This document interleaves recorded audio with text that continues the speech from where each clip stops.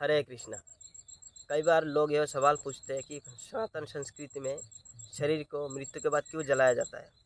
तो इसके तो कई सारे और भी कारण हैं, लेकिन सिंपल लॉजिक से हम इसको समझते हैं। जैसे हम अगर कोई गाड़ी किराए पे ले तो हम फिर उसको रिटर्न किसको करते हैं? जिनसे हम किराए पे लेते हैं मालिक को हम रिटर्न कर देते हैं कि लीजिए भाई साहब, आपसे हमने गाड़ी लिया था किराए पे, हमारा काम हो गया, अभी आप वापस ले लीजिए। इसी तरह हमारा ये जो शरीर है, ये जो भौतिक शरीर है, ये पंचभूत से बना है। पंचभूत क्या क्या है? पृथ्वी, अग्नि, वायु, आकाश, जल। ये जो पंचभूत है इसी से हमारा शरीर बना है। तो मरने के बाद हम देखेंगे जैसे शरीर को जलाया जाता है तो इनका जो पृथ्वी का अंश होता है वो तो पृथ्वी में मिल जाता है, मिट्टी में कुछ राख पड़े होते हैं वो मिट्टी में चले जाता है। उसके बाद कुछ अंश अग्नि में चला जाता है, जला देते हैं तो अग्नि भी कुछ अंश को ले जाता है। वायु में धुआं रूप में भी चला जाता है और आकाश में भी जाता है, क्योंकि धुआं रूप में आकाश में जाता है, वायु आकाश दोनों साथ में, तो उसमें भी चले जाता है। और आखिर में बचता है जल। तो हम क्या करते हैं, सनातन संस्कृति में एक नियम है कि अस्थि को गंगा में बहाना। तो हम अस्थि लेकर के जल में अर्पित कर देते हैं। तो यहाँ पर देखिए बहुत सुंदर तरीके से जो पंचभूतों से हमारा शरीर बना था, हमने आखिर में शरीर खत्म होने के बाद उसी पंचभूतों में हमने विलीन कर दिया।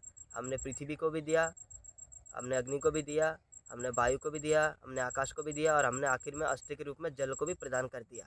तो इसीलिए ये जो हमारा शरीर है, किराए का घर, किराए का गाड़ी है, इसको हम मालिक को रिटर्न कर देते हैं। यानी जो पंचभूतों से हमने लिया था, आत्मा ने लिया था, आत्मा ने शरीर छोड़ने के बाद वही पंचभूतों को दान कर दिया जाता है या दे दिया जाता है।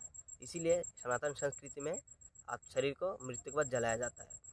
लेकिन इसमें जब तक हम जिंदा है, जब तक हम जीवित है, तब हमारा काम बनता है इस शरीर को मैक्सिमम से मैक्सिमम अच्छे कामों के लिए यूज़ करना। जैसे हम गाड़ी लेते हैं, किराए पे गाड़ी लेते हैं, तो हम क्या करते हैं, जब भाई हमें पता होता है कि ये गाड़ी जो है अभी 4 घंटे बाद, 6 घंटे बाद, 10 घंटे बाद, 2 दिन बाद हमें लौटाना ही है, तो इस गाड़ी को ऐसे यूज़ करें जिससे हमें ज़्यादा से ज़्यादा फ़ायदा हो।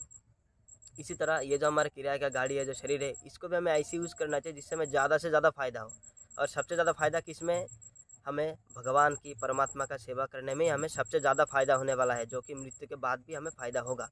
इस जन्म से हम सुख से रहेंगे ही रहेंगे, बाकी मृत्यु के बाद भी हमें हमारा परम धाम प्राप्त होगा। इसीलिए इस जो शरीर रूपी जो किराए का गाड़ी है, इसको हमें मैक्सिमम से मैक्सिमम सेवा भगवान का करना चाहिए, जिससे हमें इस मानव जीवन का कल्याण हो सके।